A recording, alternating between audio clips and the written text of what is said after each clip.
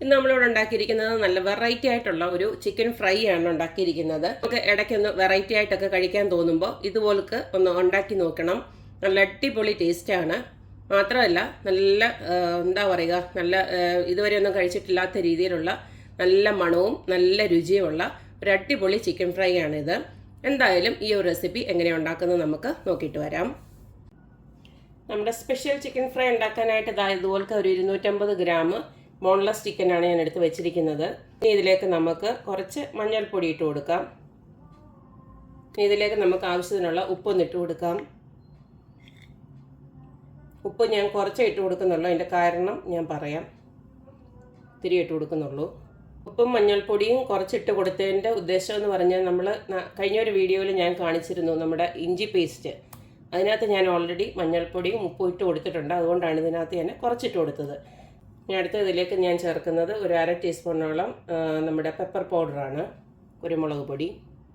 അടുത്ത ഇതിലേക്ക് ഒരു 1/2 ടീസ്പൂണോളം നമ്മുടെ ഗരം മസാല ഇട്ട് കൊടുക്കുന്നുണ്ട്. ഇനി അടുത്ത ഇതിലേക്ക് ഇട്ട് കൊടുക്കുന്നത് ഗാർലിക്കിൻ്റെ പൗഡറാണ്. നിങ്ങൾക്ക് വെളുത്തുള്ളി ഇഞ്ചി പേസ്റ്റ് ഉണ്ടെങ്കിൽ അത് 1 ടീസ്പൂൺ അങ്ങിട്ട് കൊടുത്താലും മതി. ഇതിപ്പോൾ സെപ്പറേറ്റ് ഉണ്ടായതുകൊണ്ട് അങ്ങിട്ട് കൊടുക്കുന്നതേ ഉള്ളൂ. ഇനി അടുത്ത ഇതിലേക്ക് നമ്മൾ കുറച്ച് കാശ്മീരി, അതായത് 1 ടീസ്പൂണ് കാശ്മീരി ചില്ലി പൗഡർ അങ്ങോട്ട് ഇട്ട് കൊടുക്കുകയാണ്. അടുത്ത ഇതിലേക്ക് നമുക്ക് ഒരു അരമുറി നാരങ്ങ നീരോടൊന്ന് പിഴിഞ്ഞൊഴിച്ച് കൊടുക്കണം. ഇത് നമുക്ക് നന്നായിട്ട് കൈ കൊണ്ടങ്ങോട്ട് ഇളക്കി നോക്കാം. ഇതൊരു അരമണിക്കൂറോളം നമുക്കൊന്ന് ഒന്നെങ്കിൽ ഫ്രിഡ്ജിനകത്ത് റെസ്റ്റ് ചെയ്യാൻ വെക്കുക, അല്ലെങ്കിൽ പുറത്തായാലും ഒരു അരമണിക്കൂർ തൊട്ട് 1 മണിക്കൂർ വരെ ഇന്ന് റെസ്റ്റ് ചെയ്യാൻ വെക്കണം. ചിക്കനൊക്കെ മാരിനേഷൻ ആകാൻ വെച്ചിട്ട് ഏകദേശം ഒരു അരമണിക്കൂർ 3/4 മണിക്കൂറോളം ആയിട്ടുണ്ട്. ഇനി നമുക്ക് വേണ്ടത് ഈ ഒരു ചിക്കൻ സ്പെഷ്യലാണെന്ന് ഞാൻ പറഞ്ഞല്ലോ. സ്പെഷ്യലാകുന്നതിൻ്റെ കാരണം എന്ന് പറഞ്ഞാൽ, നമ്മൾ ഈ ബിരിയാണി ലീഫ് അല്ലെങ്കിൽ രംബ ലീഫ് അല്ലെങ്കിൽ പാണ്ട ലീവ്സ് എന്നൊക്കെ പറയും. ഇതിൻ്റെ ഒരു റെസിപ്പി ഞാൻ നേരത്തെ കാണിച്ചിട്ടുണ്ടായിരുന്നു. അപ്പോൾ ഈ ഒരു ലീഫിനകത്ത് പൊതിഞ്ഞിട്ടാണ് നമ്മൾ ഇതിനെ ഒന്ന് വറുത്തെടുക്കുന്നത്. അപ്പോൾ ഞാൻ ഇത് കാണിച്ചു തരാം. അപ്പോൾ ഇതിങ്ങനെ വറുത്തെടുക്കുമ്പോൾ ഈ ഒരു ചിക്കന് ഭയങ്കര രുചിയാണ്. ഞാൻ ഒരു തവണ ഇവിടെ ഒരു ഹോട്ടലിൽ നിന്ന് ഇതുപോലെ കഴിച്ചിട്ടുണ്ട്. അപ്പോൾ ഇതുപോലൊന്ന് നമുക്കതൊന്ന് ചുരുട്ടിയെടുക്കണം.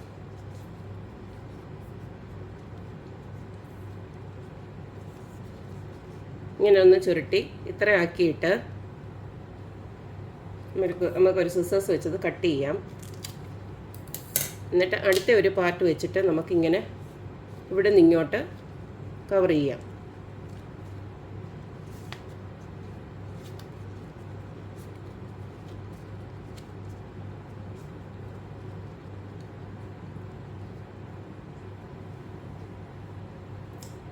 എന്നിട്ട് ബാക്കിയുള്ള റിമൈനിങ് പാർട്ട് നമുക്കങ്ങ് കട്ട് ചെയ്ത്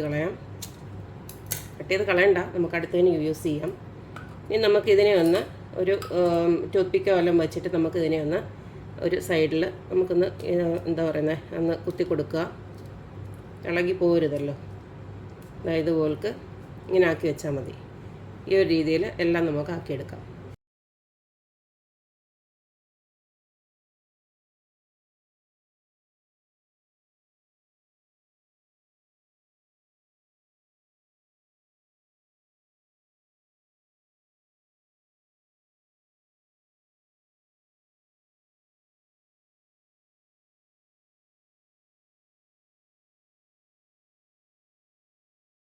അപ്പോൾ ഞാൻ ഇതുപോലൊക്കെ എല്ലാം ആക്കി വെച്ചിട്ടുണ്ട്.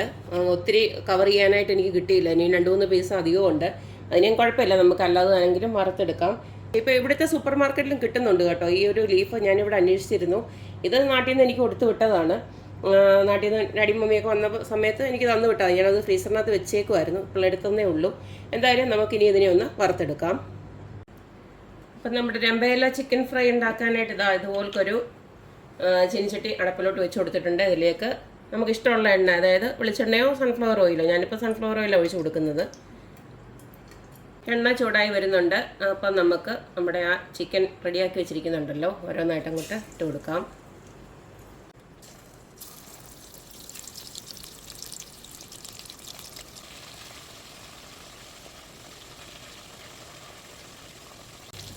ഇതിപ്പോൾ ഞാൻ തിരിച്ചും മറിച്ചൊക്കെ ഇട്ട് നല്ലതായിട്ട് ഫ്രൈ ആക്കി എടുത്തിട്ടുണ്ട്.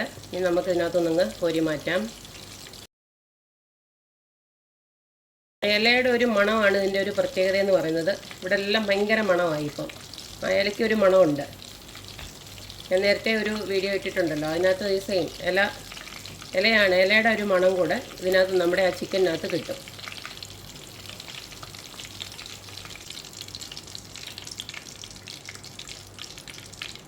ബാക്കിയുള്ളത് ഇതുപോലെ നമുക്ക് ഫ്രൈ ചെയ്തെടുക്കാം. ഈ ഇലയിൽ പൊതിയാത്തതുണ്ടല്ലോ, അതുകൂടെ നമുക്ക് ഇതിനകത്തോട്ട് ഇട്ട് കൊടുക്കാം. ആ ഇലയുടെ ഒരു മണം അതിനകത്തുണ്ടല്ലോ, ഏതായാലും എണ്ണയ്ക്കകത്ത് അതുകൂടെ അതിനകത്ത് കിട്ടും.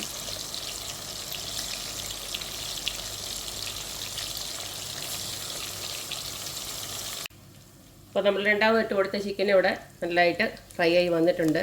നല്ല സോഫ്റ്റുമാണ്, എന്നാൽ നല്ല ടേസ്റ്റുമാണ്. കണ്ടല്ലോ, ഇതുപോലക്ക് ഇത്രയേ ഉള്ളൂ. അപ്പം ഇതുപോലക്ക് ഇങ്ങനെ ഈ ഒരു ഇല കിട്ടുവാണെങ്കിൽ, അതായത് ബിരിയാണി ഇല എന്ന് പറഞ്ഞപ്പോൾ നാട്ടിലെല്ലാം കിട്ടും. ഇത് ഗൾഫിലൊക്കെ ആണെങ്കിൽ സൂപ്പർ മാർക്കറ്റിലെല്ലാം ഇത് അവൈലബിൾ ആണ്. കാരണം ഇത് യൂസ് ചെയ്യുന്നത് നമ്മൾ ഫിലിപ്പിനോ ആൾക്കാരൊക്കെ ഇത് ഭയങ്കരമായിട്ട് അവരുടെ എല്ലാ ഐറ്റത്തിനകത്തും യൂസ് ചെയ്യുന്ന. അപ്പോൾ ഇത് ഉണ്ട്, നമ്മുടെ ഇവിടെ അവൈലബിൾ ആണ്. അപ്പോൾ കഴിവുള്ളവർ ഇത് ഇതുപോലക്ക് വാങ്ങിച്ചിട്ട് ഇതുപോലക്കൊന്ന് ഫ്രൈ ചെയ്ത് നോക്കണം. നല്ല ടേസ്റ്റാണ്, നല്ല മണവുമാണ്. അപ്പം എല്ലാവരും ഒന്ന് വെറൈറ്റി രീതിയിൽ ഇതുപോലൊക്കെ ഒന്ന് ഫ്രൈ ഉണ്ടാക്കി നോക്കുക, അഭിപ്രായങ്ങളൊക്കെ അറിയിക്കുക. അപ്പം എപ്പോഴും പറയുന്ന പോലെ തന്നെ എൻ്റെ റെസിപ്പീസ് ഇഷ്ടമുള്ള എല്ലാവരും please like, share and subscribe. അപ്പോൾ ഇനി ഒരു അടിപൊളി വീഡിയോ ആയിട്ട് വരുന്നവരേക്കും ബായ്.